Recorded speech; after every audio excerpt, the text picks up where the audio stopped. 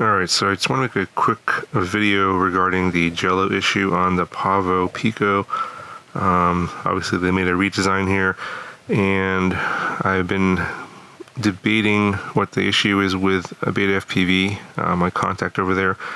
They seem to think that I had the screws in too tight, so that the screws I'm referring to are the 4 screws that mount this whole system on top here with these rubber dampeners. That obviously keeps the vibrations away from the camera. However, my screws were not put in tight, and I think some people, I'm not sure how, I'm not sure where people heard this. So strangely, I'm not sure if people suspected that the screws were tight and they told Beta FPV that that's what I did, or Beta FPV thinks that I put the screw in too tight, and they've spread the word out that that's why I have been getting Jello. I don't believe that's the case. In fact, my screws were in fairly loose because I wanted to make sure that I didn't get any Jello at all. Because I know how these things work. They basically work the same way as the screws and the rubber dampeners work on Whoop flight controllers. So I have a lot of experience with that, so I know that you shouldn't be screwing them in too tight. In fact, they were one of my screws were actually in too loose, and I lost one of them. And the two in the back here are most vulnerable to getting lost. Is like this one here and this one here. The ones in the front are actually under, I have the motor wires covering those, so those are probably not going to pop off. But yeah, I lost one of those because my screws were in actually too loose, and I noticed that the screw length is different between, so this is the screw here, the longer one is the one from the original Beta, and then the production ones are shorter, like this one here. So it's about, and that's a fair amount of difference in terms of length. Now they probably shortened it because the part that the cage that the screw goes into is different. But let me pop this in here. I'll show you that it makes a difference in terms of how much screw is available to thread into that plastic part. So this is the production part here. You can see a very little, only the pointy end of that screw is available to thread into that cage. It needs to be a little bit longer, maybe 0.5 millimeter.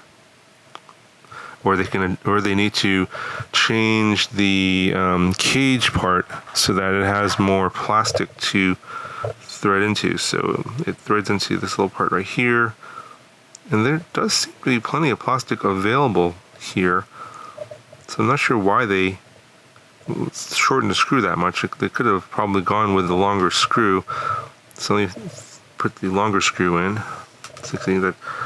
See how they easily fall out if you don't hold them in. So I'll put the longer screw in.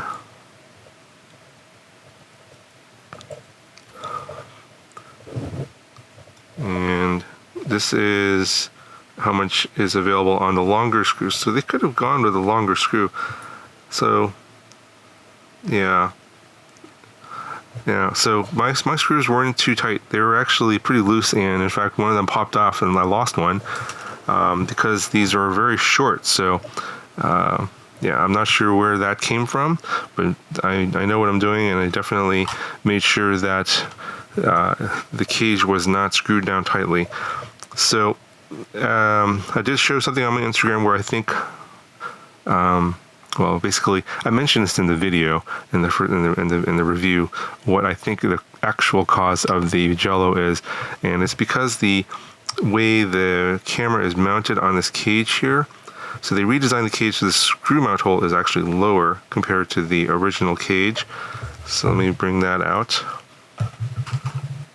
So here's the original cage, and you can see where that screw hole is relative to where the air unit is. It's sort of more centered here. But then on the new cage, relative to where the air unit is, it is on the bottom side.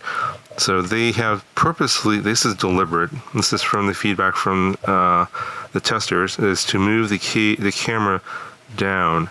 And so to accomplish that, they use the top hole. So there's two holes here. There's a bottom hole and a top hole. And they use the top hole to move the camera down to give it a little bit more of a chance in a crash, so that it's not as exposed as it was in the original beta. Now the downside to this is that because of where the cable comes out of the back of the camera is out of the bottom of the camera, and that then has to come up, and then you could wrap it around over here to sort of get it out of the way, but it touches this carbon plate here, and that's where I think the source of the vibration is from. Now I noticed that on some of the product photos, I'll show you what the product page looks like currently. That may change this in the future, who knows. If you have more of a camera angle, then there's this that will pivot out the point where the that wire comes out of the bottom of the camera a little bit more forward, and there's probably less chance of vibration because there's not as much pressure being put on the cable against the carbon plate that will then transmit that vibration to the camera. Now, I actually tend to fly more slow, so I have less angle, especially for something cinematic like this. And I think when you have less angle than this, that pivot point pushes that camera wire into the carbon plate, and then that's what is causing the vibrations. That's my theory. I haven't been able to test this yet because it's been raining and the weather, it's been like kind of just lighting conditions are really bad and just wet. So I have to do a follow video later with some footage to verify my theory here, but that's what I'm thinking is the actual cause. Now, if this isn't the cause, I'm not sure what is. So what I did was I put a piece of dental floss there, and I wrapped it around the screw here. So I loosened the screw on both sides. I tied some dental floss around between the cage and the side of the camera, and then pulled it around the back of the camera here and to the other screw, and then I pulled it so that this camera cable is pulled towards the back of this camera, and so it's not touching, as you can see, it's not touching that carbon plate right there. So with this sort of in place, I'm expecting that the Jello problems will go away.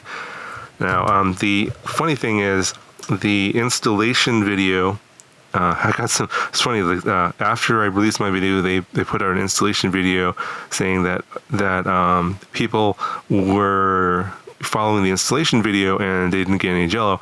And I noticed that in their installation video, they actually have the camera mounted on the bottom hole, not the top hole, which moves the camera wire up and there's less of a chance of it hitting the carbon plate, so of course it's not going to transmit vibrations.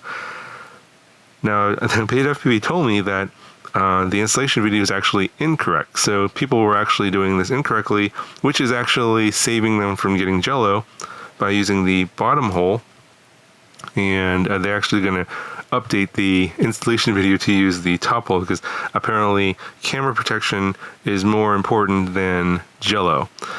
What they need to do is update their installation video to include the fact that the camera cable should not be touching the carbon plate.